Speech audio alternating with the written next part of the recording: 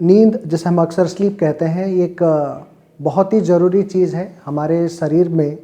एक ऊर्जा को बनाए रखने के लिए हमारे शरीर में जो कई तरह का केमिकल्स बनते हैं, हार्मोन्स बनते हैं, उनकी एक बैलेंस को बनाए रखने के लिए नींद बहुत ज़रूरी है। जैसे कि आपने देखा होगा कि छोटे बच्चे जो है पैदा होने के बाद उनकी 24 घंटे से बहुत ज़्यादा समय 17 घंटा 18 घंटा तक सोते हैं। तो ये जो स्लीप है बहुत ही ज़रूरी है। इस दौरान उनके शरीर में कई तरह का न्यूरोकेमिकल्स बनते हैं जो शरीर की ग्रोथ और डेवलपमेंट के लिए बहुत ज़रूरी है।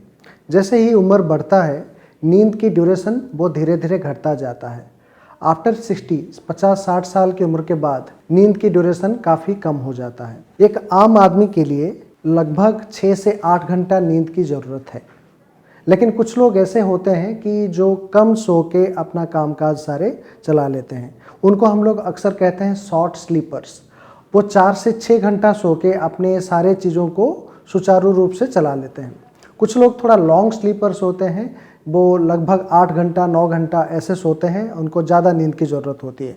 ऑन एन एवरेज एक हेल्दी इंडिविजुअल को 6 से 8 घंटा नींद की ज़रूरत होती है। ऐसे कुछ समस्याएं जिसमें नींद की कमी आ जाती है, जिसे हम लोग कहते हैं अनिद्रा की बीमारी। अनिद्रा की बीमारी की कई तरह के कारण होते हैं। कुछ शारीरिक समस्याओं की वजह से ये हो सकता है, कुछ मानसिक समस्याओं की वजह से ये हो सकता है। ये देखा गया है कि जैसे जिन लोगों को डायबिटीज़ है, जिन लोगों को ब्लड प्रेशर की समस्या है, जिन लोगों को शरीर में उनकी कोलेस्ट्रॉल की लेवल में इम्बैलेंस है, जिन लोगों को बहुत सारे हार्मोन की समस्याएं हैं, जैसे कि आप कह सकते हैं जिनको थायराइड की समस्या है, तो उस तरह का समस्या में, शारीरिक समस्याओं में नींद की कमी आ जाती है। जिन लोगों को हम लोग यूजुअली कहते हैं सर्जिकल कंडीशन, जहाँ पे पोस्ट ऑपरेटिव कंडीशंस, वहाँ पे कोई सर्जरी हुआ है, ऑपरेशन हुआ है, उसके बाद उनको कई तरह के दर्द होते हैं शरीर में, तो जहाँ पे पेनफुल कंडीशंस हैं वहाँ पे भी नींद कम हो जाती है। बहुत सारे मानसिक समस्याएं हैं जिसमें नींद की कम होना एक प्रमुख लक्षण है। डिप्रेशन एक कॉमन मानसिक बीमारी है जिसमें नींद की कमी आ जाती है और नींद की क्वालिटी ख़राब हो जाती है। जो लोग नशा करते हैं, चाहे वो अल्कोहल की नशा हो, टोबैको की नशा हो, या फिर अफीम या और भी कई तरह के नशीले पदार्थ हैं, उनको जो लोग इस्तेमाल करते हैं तो उनके साथ नींद की समस्या देखी जाती है। अक्सर जब वो नशीली पदार्थों को ना इस्तेमाल करते हैं, उनको नींद नहीं आती है, फिर वो नशीली पदार्थ को लेने के लिए मजबूर हो जाते हैं। सिजोफ्रेनिया, बाइपोलर डिसऑर्डर इस तरह का सीवियर गंभीर मानसिक बीमारी है जिसमें भी नींद की समस्याएं आती है।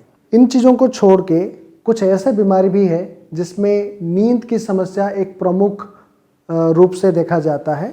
उसकी कोई शारीरिक या मानसिक बीमारी नहीं है, लेकिन उनको नींद की समस्या है, जिसे हम लोग कहते हैं प्राइमरी इंसोम्निया। ये जो इंसोम्निया की बीमारी है या अनिद्रा की बीमारी है, उसकी जो लक्षण है वो कई तरह के हो सकते हैं। जैसे उनको नींद आने में देरी होना। अक्सर ये देखा जाता है एक हेल्दी इंडिविजुअल जब सोने जाते हैं 15 से 20 मिनट या आधे घंटे के अंदर उनको नींद आ जाती है। लेकिन जिनको अनिद्रा की बीमारी है वो बिस्तर पे जाने के कई देर तक उनको इंतज़ार करना पड़ता है नींद आने के लिए। कई बार ये जो है घंटों समय लग जाता है नींद आने में। उसे कहते हैं कि इनिशियल इंसोम्निया, नींद आने में समस्या है। कुछ लोग ऐसे हैं जिनको नींद आ तो जाती है लेकिन बहुत जल्दी खुल जाती है, वो अपना नींद पूरा नहीं कर पाते हैं, तो यहाँ पे नींद की स्लीप की मेंटेनेंस में प्रॉब्लम है। कुछ लोगों को नींद आती है, वो नींद पूरा करते हैं, लेकिन स्लीप की क्वालिटी अच्छी नहीं है। क्वालिटी अच्छी नहीं है मतलब उनको जो सुबह उठते हैं उनको सेटिस्फेक्शन महसूस नहीं होता है और स्लीप क्वालिटी बहुत ही ख़राब रहती है। कई तरह के समस्या में देखा गया है, जैसे एक कंडीशन है जिसे हम लोग कहते हैं ऑब्स्ट्रक्टिव स्लीप एपनिया। जिन लोगों के साथ ओबेसिटी है, जो स्नोरिंग करते हैं, खराटे जिनको ज़्यादा आते हैं, तो उनकी रात में नींद की क्वालिटी बहुत ज़्यादा ख़राब रहती है। तो उसमें क्या है कि उनको बुरे बुरे सपने आ सकते हैं, बार बार नींद टूटती है, तो ये सारे समस्याएं आ सकते हैं। कुछ लोगों को एक तरह का समस्या जिसे कहते हैं रेस्टलेस लेग सिंड्रोम। जब ये रात में सोते हैं तो उनकी पैरों में अजीब सा महसूस होता है, वो बहुत पैर चलाते हैं और नींद बार बार टूटती है, तो नींद की क्वालिटी ख़राब हो जाती है।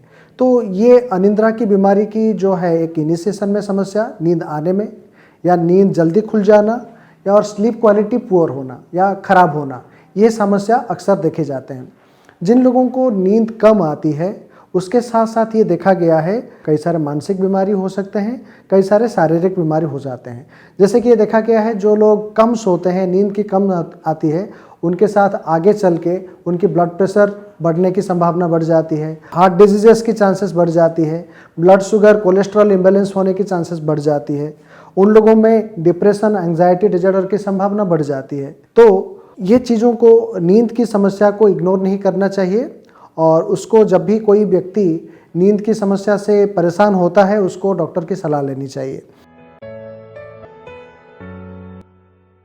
अपने नींद को बेहतर करने के लिए क्या किया जा सकता है? दवाई तो एक इलाज के रूप में इस्तेमाल की जाती है, लेकिन इलाज से पहले कुछ चीज़ों की अगर हम लोग ध्यान रखें तो एक अच्छी नींद हम लोग हासिल कर सकते हैं। उसको हम लोग कहते हैं अक्सर स्लीप हाइजीन।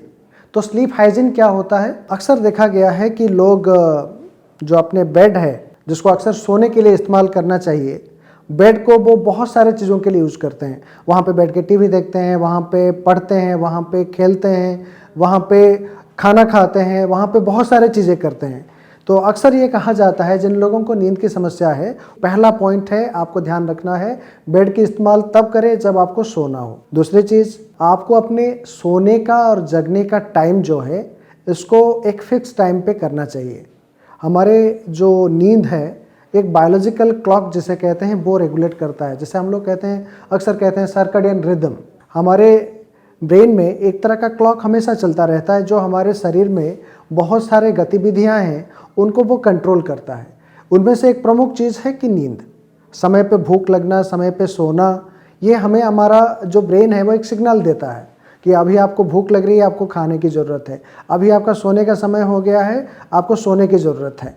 तो ये हम लोग, ये जो बायोलॉजिकल क्लॉक है वो इसको हम कंट्रोल कर सकते हैं खुद से। कैसे कंट्रोल करें? अगर हम लगातार एक हैबिट बनाना है, लगातार एक पर्टिकुलर टाइम पे सोने जाएं, आप देखेंगे कि उसी समय आपको ऑटोमेटिकली नींद आ जाती है।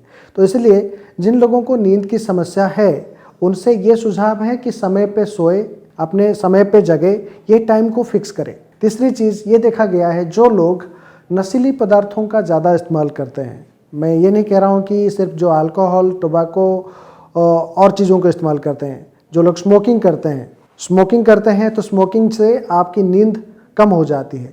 तो अक्सर ये कहा जाता है स्मोकिंग को कम कर दीजिए तो आपकी नींद बेहतर हो जाएगी।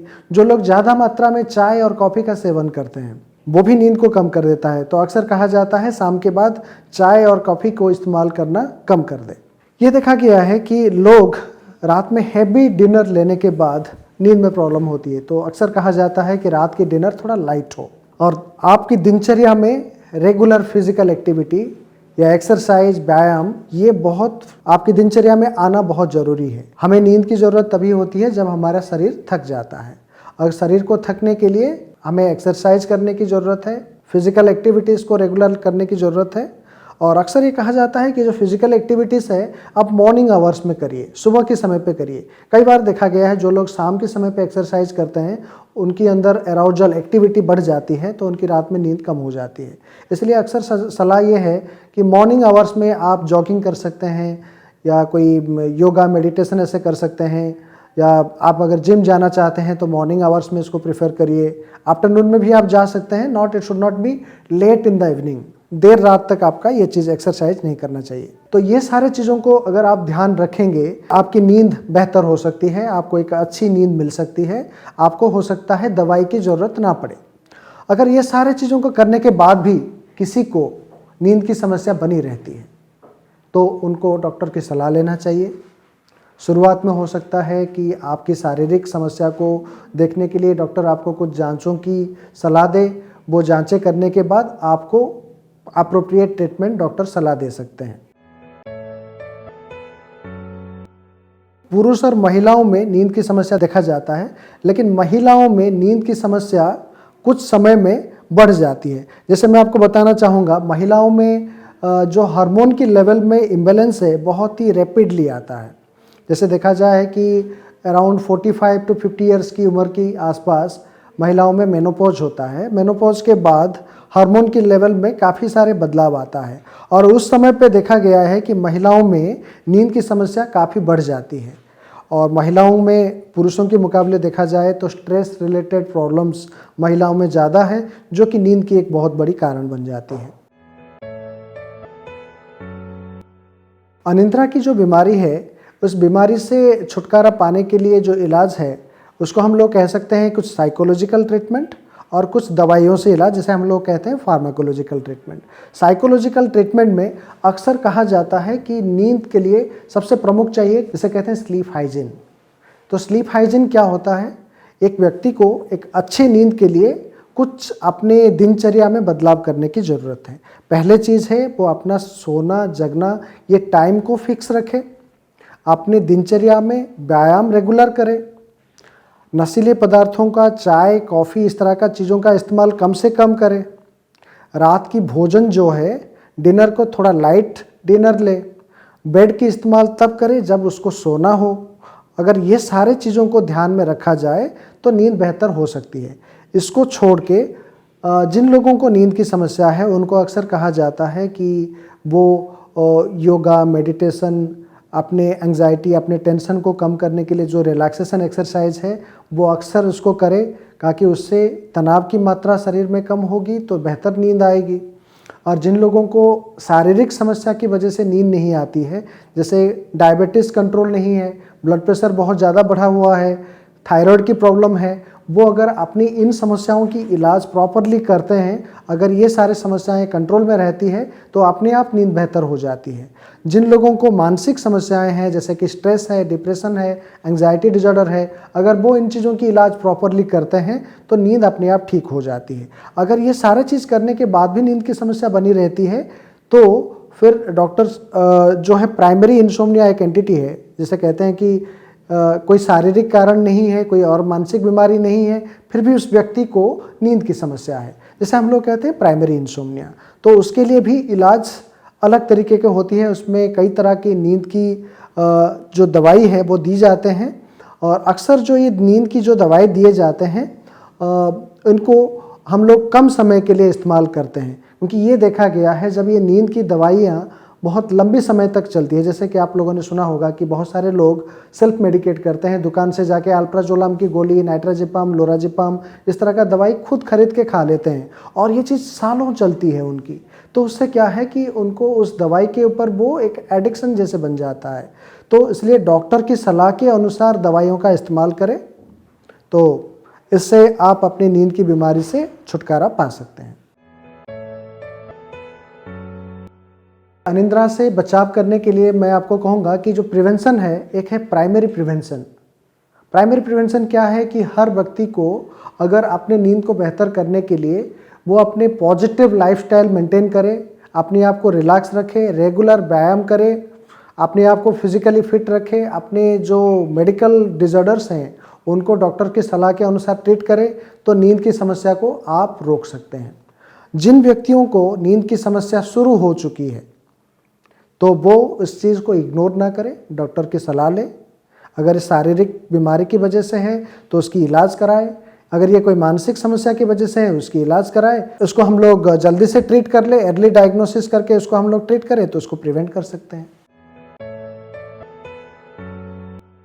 एज ए डॉक्टर मैं जिन लोग नींद की समस्या से जुड़ रहे हैं, बहुत दिनों से उनकी नींद की समस्या चल रही है, मैं उनको सलाह दूंगा कि आप डॉक्टर की सलाह ज़रूर लें, अपने जीवन में, अपने दिनचर्या में, अपने लाइफस्टाइल में बदलाव लाए। आपकी अगर कोई शारीरिक समस्या है उस चीज़ को प्रॉपरली ट्रीट कराए तो आप अपनी नींद की समस्या से बाहर आ सकते हैं, आपकी जीवन बेहतर हो सकता है।